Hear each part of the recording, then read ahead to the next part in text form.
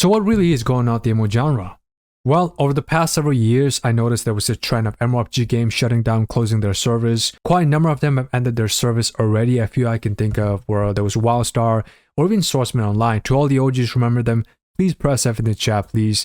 Of course, I don't know every single MMO that got shut down, nor have I played most of them. But as far as my memories go back in the past few years, I did remember Tera Online terminating its servers. I can't say I'm surprised. There were a lot of complaints about that game. I did play Tera briefly on a Potato Family PC back in my early days, and while I did enjoy the action combat very much, it was no doubt one of the few MMOs that did action combat really well. There was no question, however, that was a very polarizing game, especially in regards to its pay-to-win aspect and replayability. Just another tale about this mismanagement of the game business model and its player base. There was also Swords and Legend Online that got swept under the rug back in 2023 or something. That I unfortunately did not get to play that game, but in all honesty, I was very impressed with what was shown.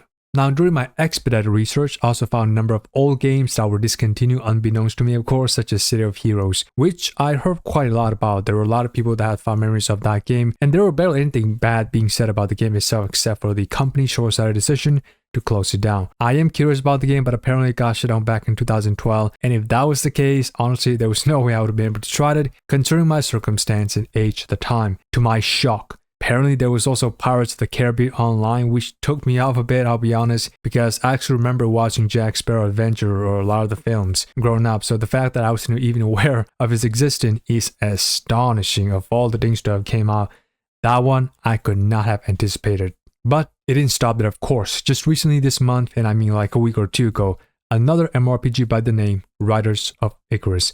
Some of you may have heard of it, while others not so much, announced it would end its service on May 15 of 2015. So right around the beginning of this summer, Riders of Icarus was a game I played for a time, despite it burning the potato computer I was using on constantly. It was a game centered around capturing various mounts and also had a mount combat feature. It was certainly a unique entry in the genre. The main appeal revolves around you researching the different mountable creatures in the scattered biome around the world and collecting the prerequisite for taming them. Many of the mounts have actual distinctive appearances, whether it be in land or sky, but the main issue I remember with this feature was that all of them operate pretty much the same way. So the inflated little bird that you got at the beginning of the game, so the first flying mount that you got, the start, would fly literally the same way as, like, I don't know, a high tier dragon later on, except the dragon could probably climb higher altitude and has faster traveling speed. While the flying physics were pretty acceptable by an MMO standard, it was by no means comparable to the likes of, let's say, Wushu, unfortunately. And when you add that they all have similar animation despite looking very different, even Riders of Icarus' most unique feature would eventually lose its fun factor very quickly, I might add, because again, they all literally fly the same way. The combat was very clunky, I remember, especially if you play melee. The questing was about as generic as you could possibly get in the industry. I didn't get far nor stay long enough, obviously, to get a grasp on the specifics of the monetization, but I've heard it have pay-to-win elements as usual with these kinds of games. Very unfortunate. I would also say, over the years of seeing these games come and go, Riders of Icarus did pretty bad when it came to marketing as well, as I rarely saw any kind of promotions or incentives for getting into the game. I can't stress enough how essential a good marketing strategy is for a game such as this. Seriously, what happened to the days of seeing an MMO trailer with gameplay footages, riveting music score, and a clever editing to appeal to the masses? Right, for example, let's take a look at this trailer I saw way back in the day for Aion Online. This trailer would have drawn in just about anyone, I assure you, at least back in the day.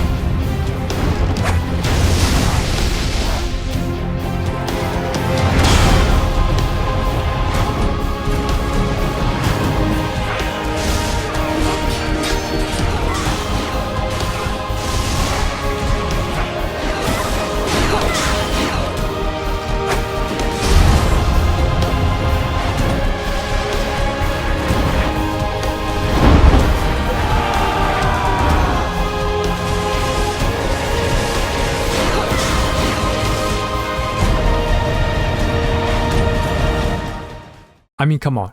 Tell me you wouldn't want to just download the game right there and then. As for Riders of Icarus, I would also say the game felt unfinished considering the scope it was aiming for with mounts and large open maps for exploration. Now it was an open world, but obviously when you have so many mounts, especially flying mounts, they were designed or intended for large open maps. Nevertheless, there are many who have had extensive history with Riders of Icarus, and I'm sure some of them were expecting this day to come sooner or later.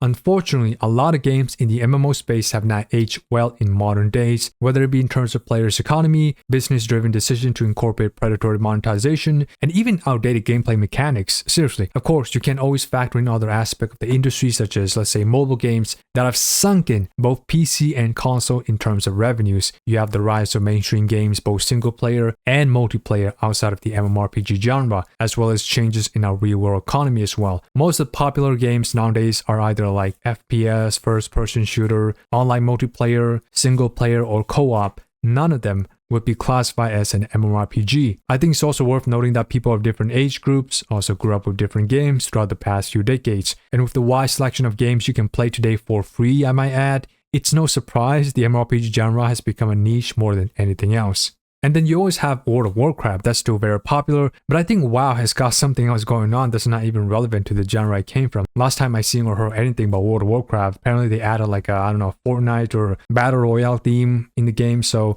we all know where they got that from.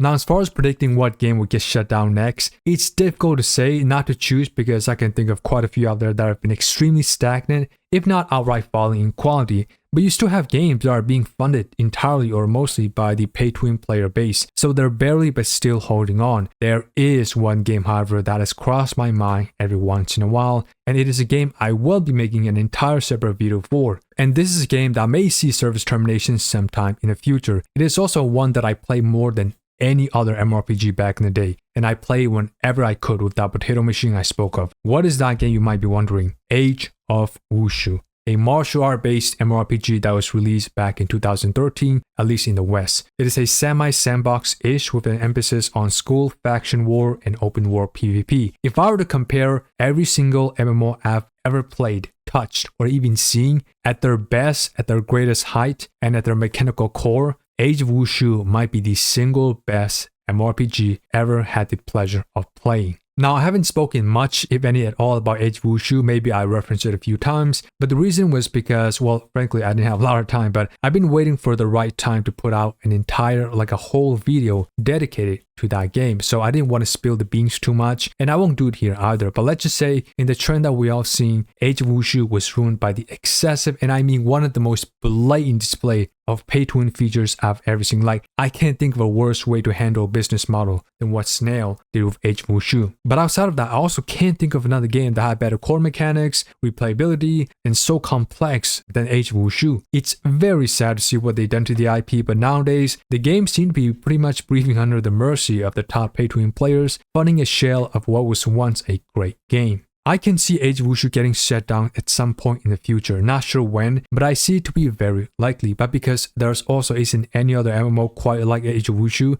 there are still those that would spend exorbitant amount of money into it, which keeps it barely running. Who knows, maybe it could go on for another half a decade or so, I could be wrong, but I will be speaking on this game in a separate video, so watch out for that. Also, it wasn't too long ago that I was made aware of the existence of Dragon Dogma Online, and from the footages I've seen, that game could have at least been a serious contender for the best combat system ever implemented in the genre. But I don't think that game ever made it to the West from my understanding, so we are out of luck with that one, unfortunately. The bottom line is that many companies behind these games are either far too greedy, they don't have an understanding of the games they're responsible for managing, or it could be that they simply don't know how to allocate resources to different services so one doesn't get mishandled. Now that we have a basic understanding of how and why we got here, what advice can I give to the people of the MMORPG genre? Well, it's a word of wisdom that you probably heard it many times before, but I'm here to tell you again, it is the only voice you have. Your wallet, your money. Do not spend any kind of money on a game, service, products, doesn't matter, that you are unsatisfied with, and you know for a fact that the game has been on a decline for years, and it is unlikely that the developers, publisher will actually listen to your feedbacks. It's that simple. You can quack and bark all you want, but if you're already cashing on it, guess what? Quacking like a duck and barking like a dog. End of story.